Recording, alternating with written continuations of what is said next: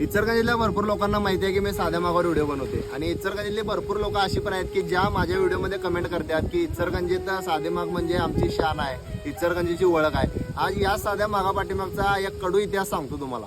आज आता परवाच एक 8 दिवसा पाठीमागं एका बाईचा हात कोल्हापूरच्या मशानभूमीत जाऊन आले. काय झालं नीट सांगतो, पूर्ण व्हिडिओ बघा.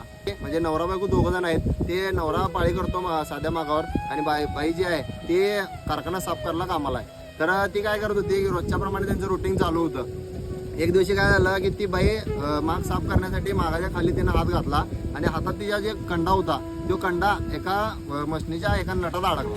तो नटात अडकल्यानंतर तो एवढ्या जोरात फिरला की इथनं तिचा हात डायरेक्ट कट झाला. डायरेक्ट मशनीनं ओढून घेतला, डायरेक्ट वेगळा झाला हात आणि ती डायरेक्ट बाहेर गेली.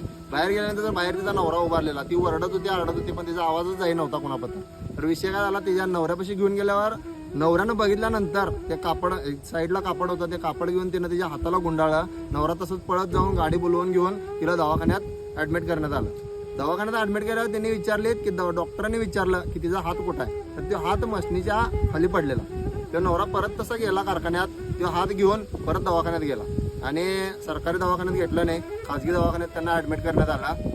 तर मला एवढंच सांगायचं आहे की हे साध्या मागाची ओळख आपण जे म्हणते की नाही पूर्ण इचलकरंजीला आहे, पण साध्या मागावर जे काम करतात त्यांनाच माहिती आहे की यात किती हाल होते. प्रत्येक माणूस साध्या मागावर काम करणारा प्रत्येक माणूस जेव्हा कारखान्याच्या आत जातोय जीव मुठीत घेऊन जातो. हे विषय आहे, म्हणजे ही कडू सत्य आहे. आणि या साध्या मागात या व्यवसायात लय वर्षापासून जी माणसं आम्हाला काम करतात त्याने एकेकांना आपला डोळा गमवलाय, एकेकांना आपला हात गमवलाय आणि एकेकांना आपला पाय गमवलाय. आता तो कसा, कापड तयार करण्याचा सगळ्यात मेन पार्ट म्हणजे दोटा.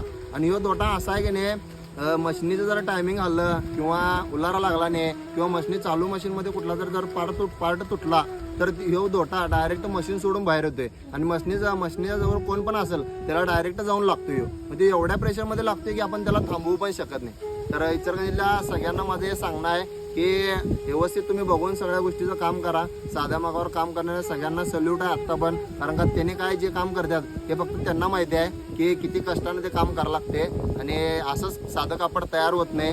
कारण का इचलकरंजीची ओळख का आहे या पाठीमागं पण लय मोठं म्हणजे कष्ट आहे कामगारांचं. आणि फक्त लोकांना एवढं सांगायचं होतं मला की अशा पण गोष्टी घडतात, त्यामुळे तुम्ही बघून सगळ्या गोष्टी काम करा आणि स्वतःची काळजी घेऊन काम करा. धन्यवाद.